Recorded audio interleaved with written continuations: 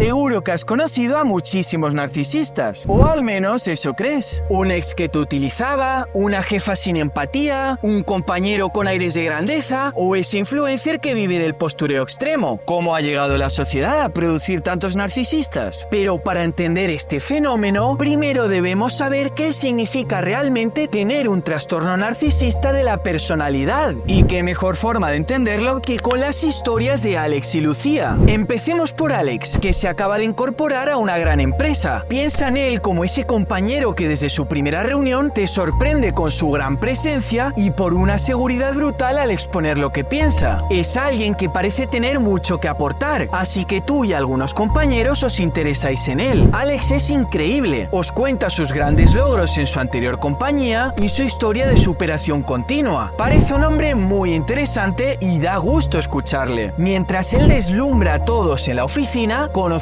a Lucía. Ella es una mujer con mucha presencia en su grupo de amigos, la típica persona que no para de hablar y que tiende a llevar el mando a la hora de decidir qué se hace. Algunas veces parece que quiere ser el centro de atención. Su amiga más cercana se lo ha dicho varias veces y Lucía, aunque no se lo tome del todo bien, intenta rebajar esas conductas. Conozcámoslos un poco más. ¿Qué pasa con estas personalidades cuando las llevamos al terreno amoroso? Volviendo a Alex, está pasando una mala racha con su pareja. Siente que ella se está distanciando y le frustra que por mucho que le explique lo que necesita, nunca cumpla sus expectativas. Alex intenta una y otra vez que entienda su postura, pero acaba sintiéndose poco valorado, hasta el punto de recriminarle que en realidad no le quiere. La situación de Lucía tampoco es fácil. Tiene tanto carácter y es tan dominante que su novio tiene que pararle los pies a menudo, lo que inevitablemente desgasta la relación. Sin embargo, cuando él se siente mal, Lucía sabe frenar, entiende que es el momento de escuchar y se calma. A medida que pasa el tiempo, empezamos a ver más matices en sus historias. En el trabajo, Lucía es muy exitosa, aunque también prepotente. Confía tanto en su criterio que si está segura de su decisión, la lleva adelante, guste a quien le guste. Es una persona que va muy por libre y no necesita que los demás validen lo que hace. Sin embargo, a pesar de esa actitud y de sus altas aspiraciones, es la primera que si necesitas un consejo o ayuda, no tiene problema en dártela. Por su parte, Alex ya lleva unos meses en la empresa y empezáis a verlo con otros ojos. No para de reafirmar sus opiniones, sobrevalora sus logros y parece estar siempre pendiente de lo que los demás dicen sobre él. Hace poco te convenció para que lo apoyaras en una reunión, aunque tú no te sentías nada cómodo con lo que proponía. Además, cada vez son más notorias sus fantasías de grandeza y sus expectativas poco realistas. Habla de sí mismo como si estuviera destinado a dirigir la compañía. Y por si fuera poco, si ve a alguien como competencia, se las apaña para hacerle la vida imposible sin que se note demasiado. Por ejemplo, se olvida casualmente de invitar a esa persona a reuniones importantes, o minimiza sus ideas en público con una sonrisa condescendiente. Paralelamente, su relación de pareja ha terminado fatal. A pesar de conseguir que ella hiciera siempre lo que él quería, su nivel de exigencia no tenía límite. Actuaba como si tuviera el derecho absoluto a decidirlo todo. Su pareja acabó tan agotada que tuvo que alejarse. Alex la manipulaba, minimizaba sus logros comparándolos con los de él, y si ella opinaba diferente, enseguida se sentía atacado y se victimizaba. Por su parte, Lucía sigue siendo cabezota y a veces agota a su pareja con su intensidad, pero intenta mejorar. A diferencia de Alex, ella sabe dejar de ser el centro de atención y apoyarle cuando lo necesita. Aunque puede tener ciertas conductas egoístas, muchas veces es detallista. Además, en lugar de minimizar los éxitos de su pareja, los celebra y refuerza, demostrando que a pesar de su carácter dominante, no busca someterlo o aprovecharse de él. Llegados a este punto, puede que te hayas dado cuenta de algo. Alex parecía un hombre seguro y carismático con una pareja distante, pero al observarlo de cerca vimos un patrón mucho más preocupante. Lucía, en cambio, es ambigua. Al principio parecía encajar en el trastorno, pero sus actos fueron revelando matices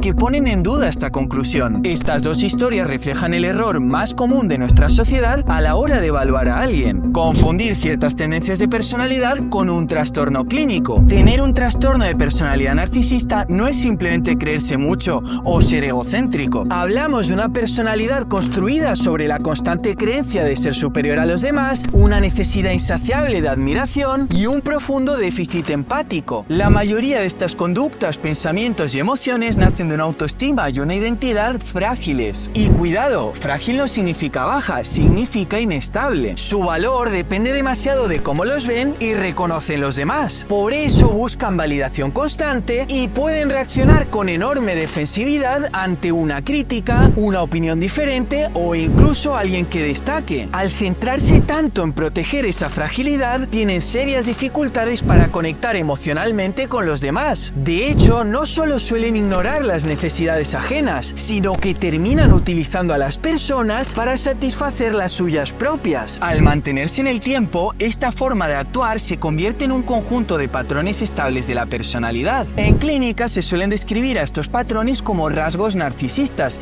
y clásicamente destacan 9. Sentido exagerado de la propia importancia, fantasías de éxito ilimitado, creencia de ser especial o único, necesidad constante de admiración, sentir que tienen derecho a cualquier cosa, utilizar a otros para sus fines, falta de empatía, envidia y arrogancia. Alex es un ejemplo extremo ya que reproduce todos los patrones, pero no hace falta que los presentes todos, basta con que cumplas unos cuantos de ellos. Y aquí vemos la diferencia con Lucía. Ella presenta conductas que recuerdan a estos rasgos. Cierta arrogancia, ese sentido del derecho a creer que todo debe hacerse a su manera e incluso una ligera tendencia a sentirse especial. Sin embargo, presentar solo un par de rasgos no es suficiente para hablar de trastorno. Además, la cantidad no es el único factor para diagnosticarlo, hay otros criterios indispensables. Lo primero es que esos patrones tienen que ser estables y rígidos. Alex no cambia porque no reconoce su problema. Lucía, en cambio, es flexible. Aunque le cueste, puede escuchar y rectificar. Lo segundo es la intensidad y la frecuencia. Todos podemos tener momentos de arrogancia o de egoísmo, pero en Alex esto se repite constantemente y con mucha fuerza. En Lucía aparece de forma más puntual y leve. Por último, estos patrones tienen que repercutir de forma significativa en diversas áreas de su vida. Recuerda que Alex destruyó su relación y empezó a enturbiar su entorno laboral. En cambio, en Lucía, el impacto negativo de sus actos es mucho menor. Con esto vemos la diferencia entre tener patrones / rasgos narcisistas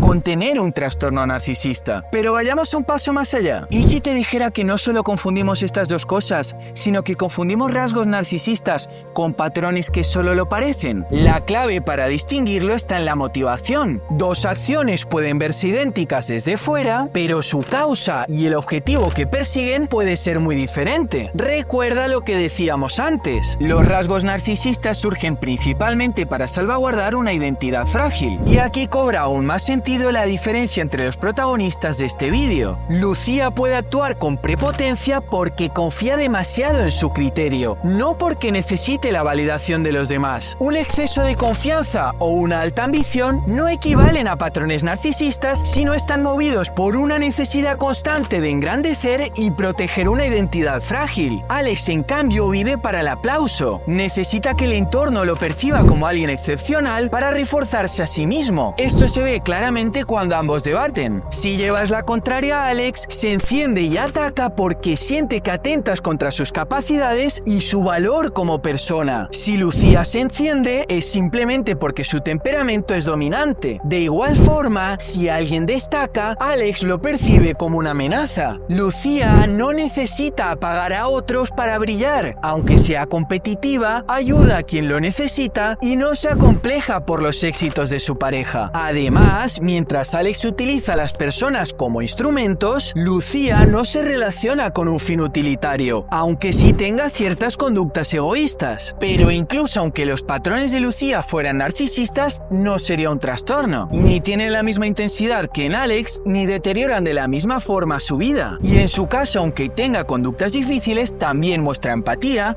flexibilidad y sus actos no giran constantemente en torno a proteger su autoestima. Porque seamos sinceros, todos buscamos validación, fallamos al empatizar o nos ponemos a la defensiva algunas veces. Es humano. La mayoría nos movemos en niveles bajos de ese espectro. Y aunque personas como Lucía puntúen algo más alto, la clave es que no superan el umbral clínico. Llegados a este punto, ya sabemos diferenciar un trastorno narcisista de simples rasgos o de conductas que solo lo parecen. Pero, ¿qué hay de la pregunta inicial? ¿Por qué parece parece que hoy hay tantos narcisistas? Podemos hablar de 3 factores principales. El primero es que usamos más lenguaje psicológico. Antes decíamos egoísta, chulo o manipulador. Ahora decimos automáticamente narcisista. A veces acertamos, pero muchas otras le ponemos la etiqueta a alguien que simplemente es egoísta, prepotente o manipulador. Lo segundo es que las redes promueven y premian el postureo, la comparación constante y la búsqueda de likes, conductas que desde fuera se parecen mucho a las narcisistas. Y lo tercero es que la cultura fomenta cada vez más la autopromoción. Nos empuja a vendernos, a parecer especiales o a destacar por encima de los demás. Esto también genera conductas que parecen narcisistas. Sin embargo, la evidencia científica apunta a que los rasgos narcisistas no han aumentado en la población. Se estima que el trastorno solo afecta a un 1% de la sociedad.